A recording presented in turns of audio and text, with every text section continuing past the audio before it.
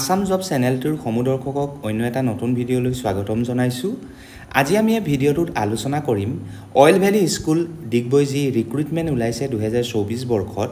সেই ৰিক্ৰুটমেণ্ট কেইটা কোনকেইটা পোষ্টৰ বাবে ওলাইছে, সেই পোষ্ট কেইটা আমি কেনেকৈ এপ্লাই কৰিম, অনলাইন কৰিম নে অফলাইন কৰিম, পোষ্ট কেইটাৰ এডুকেশ্যন কোৱালিফিকেশ্যন কি বিচৰা হৈছে আৰু কোনসকল প্ৰাৰ্থীক আচলতে ইয়াত চিলেক্ট কৰা হ'ব আৰু লাষ্ট ডেট কি হয়। গতিকে দেৰি নকৰি আমাৰ ভিডিঅ'টো লাইক শ্বেয়াৰ আৰু ছাবস্ক্ৰাইব কৰি দিয়ক আৰু স্কিপ নকৰাকৈ সম্পূৰ্ণ শেষ পৰ্যন্ত আমাৰ ভিডিঅ'টো চাওক। কাৰণ আমি আপোনালোকৰ বাবে প্ৰত্যেক দিনাই নিয়োগ সংক্ৰান্তীয় বিভিন্ন ধৰণৰ বাৰ্তা আনি আছোঁ, যি হয়তো আপোনালোকক ক'ৰবাত নহয় ক'ৰবাত অকণমান হ'লেও সহায় কৰিবলৈ সক্ষম হৈছে। যি কি নহওক, এতিয়া আমাৰ ভিডিঅ'টোৰ মুখ্য বিষয়টো আৰম্ভ কৰোঁ আহকচোন। প্ৰথমটো পোষ্টৰ নাম হৈছে physical education teacher male and female, অৰ্থাৎ মহিলাই হওক বা পুৰুষেই হওক যিকোনো এজন ব্যক্তিয়ে ইয়াক এপ্লাই কৰিব পাৰিব। নাম্বাৰ অফ পোষ্ট আছে এটা। এডুকেশ্যন কোৱালিফিকেশ্যন ইয়াত বিচৰা হৈছে MPED বা BPED, অৰ্থাৎ মাষ্টাৰ ইন ফিজিকেল এডুকেশ্যন বা বেচেলৰ ইন ফিজিকেল এডুকেশ্যন হ'লেই হ'ব আৰু ল'ৰা বা ছোৱালীৰ কথা নাই, যিজন উপযুক্ত তেখেতকৈ তেওঁলোকে ধাৰ্য কৰিব। দ্বিতীয়টো পোষ্টৰ নাম হৈছে PGT মেথমেটিক্স, অৰ্থাৎ পোষ্ট গ্ৰেজুৱেট টিচাৰৰ এটি পোষ্ট খালী হৈছে। ইয়াৰ বাবে এডুকেশ্যন কোৱালিফিকেশ্যন বিচৰা হৈছে MSc in mathematics with BA, অৰ্থাৎ যিসকল ব্যক্তিয়ে MSc কৰিছে মেথমেটিক্স ছাবজেক্টত আৰু লগতে BEd ডিগ্ৰীটো আছে, তেওঁলোকক এই পোষ্টটোৰ বাবে উপযুক্ত বুলি ধাৰ্য কৰা হৈছে। আমাৰ তৃতীয়টো পোষ্টৰ নাম হৈছে TGT মেথমেটিক্স, অৰ্থাৎ হাইস্কুলৰ টিচাৰৰ পোষ্ট। ইয়াত নাম্বাৰ অফ পোষ্ট আছে এটা। এডুকেশ্যন কোৱালিফিকেশ্যন বিচৰা হৈছে BSc in mathematics with BA, অৰ্থাৎ যিসকল ব্যক্তিয়ে BSc মেথমেটিক্সত কৰিছে এজ এ মেজৰ ছাবজেক্ট হিচাপে আৰু তেওঁলোকে BEd ডিগ্ৰীটো ইতিমধ্যে লৈ হাং কৰিছে বা ইতিমধ্যে তেওঁলোকে প্ৰাপ্তি কৰিছে, সেইসকল ব্যক্তিয়ে এই পোষ্টটো এপ্লাই কৰিব পাৰিব।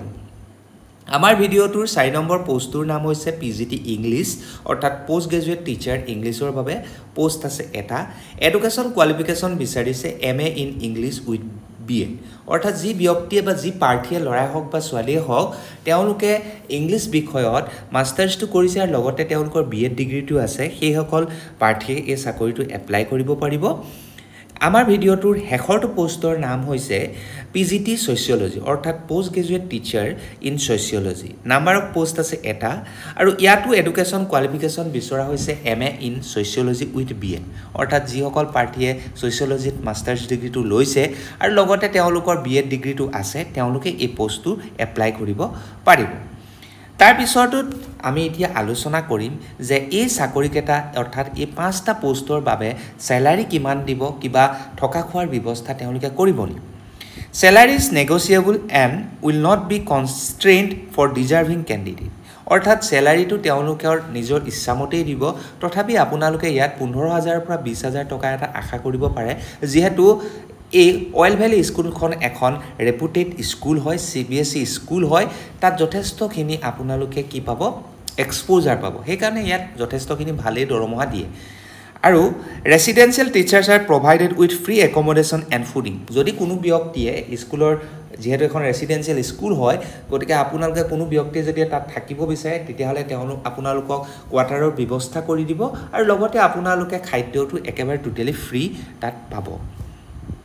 এতিয়া আহোঁ আমি এই পোষ্টকেইটা, এই 5টা post English, sociology, mathematics, physical education teacher, এইকেইটা পোষ্ট আমি কেনেকৈ এপ্লাই কৰিম।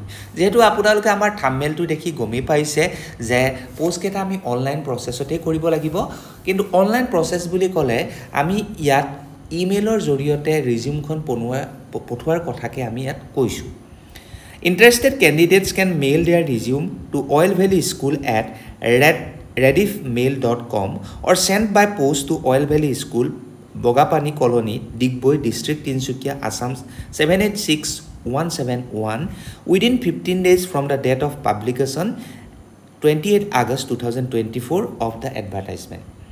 অৰ্থাৎ যিসকল ব্যক্তিয়ে এই চাকৰিকেইটা এপ্লাই কৰিব বিচাৰে তেওঁলোকে নিজৰ ৰিজিউমখন উইথ জব এপ্লিকেশ্যন ফৰ্মখন আৰু লগতে ডকুমেণ্টবিলাক কি কৰিব লাগিব, তেওঁলোকৰ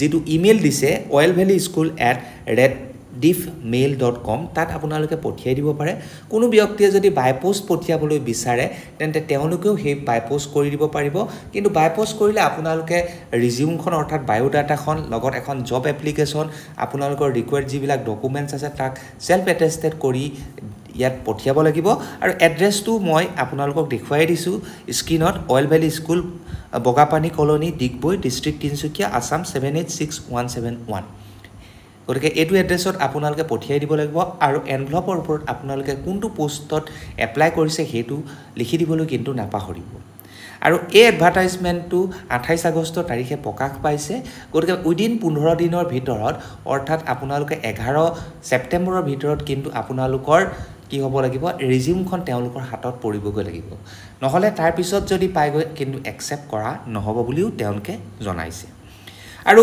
only selected candidates will be called for interview আৰু এই যিমান বিলাক ডকুমেন্ট সাবমিট কৰিব প্ৰতিজন প্ৰাৰ্থীয়ে তাৰ পিছত তেওঁলোকৰ পৰা কিছুমান সিলেক্টেড ষ্টুডেন্ট বা সিলেক্টেড ক্যান্ডিডেট হে তেওঁলোকে বাছিব আৰু হে সিলেক্টেড ক্যান্ডিডেট কেজনে হে ইন্টাৰভিউ দিবলৈ সুবিধা লাভ কৰিব গতিকে এই আছিল আজি আমাৰ ভিডিওটোত মুখ্য উদ্দেশ্য অইল ভেলি স্কুল ডিগবৈ যি ৰিক্ৰুটমেন্ট উলাইছিলে 5টা পোষ্টত তাৰ বিষয়ে আপোনালোকক জনালো এনেকুৱা ধৰণৰ বিভিন্ন নিয়োগ সম্বন্ধীয় বাৰ্তাবিলাক লৈ পুনৰ আপোনালোকৰ ওচৰত হাজিৰ হ'মহি তাৰে প্ৰতিশ্ৰুতিলৈ আজি বিদায় মাগিছো ধন্যবাদ জয় আই অসম